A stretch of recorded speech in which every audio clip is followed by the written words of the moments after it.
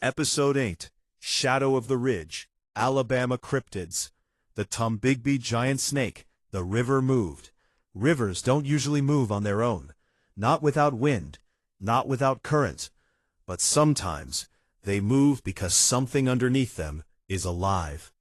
This encounter took place along the banks of the Tombigbee River, not far from the small river town of Demopolis. The witness, a man named Eddie, had grown up fishing those waters. His father taught him the river before he could even drive, and by the time he was an adult, he knew every bend and sandbar along that stretch. That's why what happened one humid July night didn't make sense. Not to someone who knew rivers. Eddie had gone out just before sunset to set catfish lines along a quiet bend of the Tombigbee River. The air hung thick with humidity, and the water lay smooth and still, reflecting the fading orange glow of the sky. Everything looked normal. Too normal. He eased his small aluminum boat toward the bank and began tying one of his lines to a low-hanging branch. That's when he noticed the water ripple. Not like wind, not like fish. A long ripple, wide, moving slowly across the surface. At first, he thought it might be a large log drifting just beneath the water. That wasn't unusual. But this ripple didn't drift with the current. It moved against it, slowly, deliberately. Eddie leaned forward, squinting into the fading light. The ripple stretched farther than any log he'd ever seen. 10 feet, then 15. Still moving, still coming closer. That's when the surface broke. Just barely. A dark shape rose from beneath the water, smooth and thick, glistening in the last light of day. It wasn't a log, and it wasn't driftwood. It curved, like muscle moving beneath skin. Eddie froze, one hand still gripping the rope tied to his line. The shape continued forward, pushing a slow wave ahead of it. Then another section surfaced behind the first, and another. Segment after segment rising just enough to show its length before sliding beneath the surface again. That's when fear settled into his chest, because whatever was moving beneath the water was long, far longer than his boat. The creature's body arched upward slightly, revealing scales that reflected dull gray under the fading sunlight. Snake scales, huge ones, far larger than anything native to Alabama. To himself without realizing it. Lord, that ain't possible. But it was.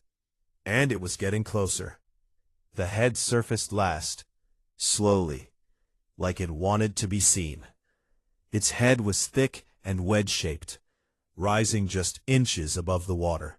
2 dark eyes sat forward on its face, watching him with unsettling stillness. The mouth didn't open, it didn't hiss. It simply watched. Then the river moved again. The creature shifted its massive body, sending waves rolling toward Eddie's boat. The boat rocked hard enough to slam against the bank. Water splashed over the sides. Eddie scrambled backward, nearly losing his footing as the boat tilted beneath him. That's when the fishing line jerked violently, pulled downward, hard.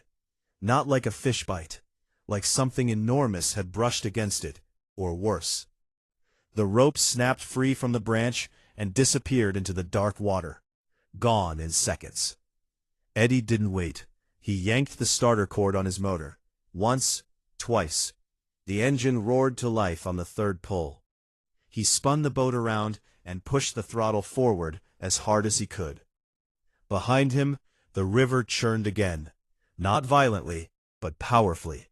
A long section of the creature surfaced briefly behind the boat, arching above the water before slipping back beneath the surface. Eddie later estimated its length at over 40 feet, maybe longer. He didn't look back again, didn't slow down until he reached the safety of the dock near Demopolis. The next morning, he returned with 2 friends. What they found didn't make sense. Along the muddy bank where his boat had struck, they saw a long groove pressed deep into the shoreline, like something massive had dragged itself against the edge of the river. Too wide for any known snake, too deep for anything small. Over the years, other fishermen along the Tombigbee River have reported similar sightings. Long shadows moving beneath the surface. Water bulging where nothing should be. Massive shapes crossing the river at night. Most people laugh off those stories, say they're exaggerations, tall tales passed down between fishermen. But those who spend enough time along the river know one thing: water doesn't move like that, unless something underneath it is alive.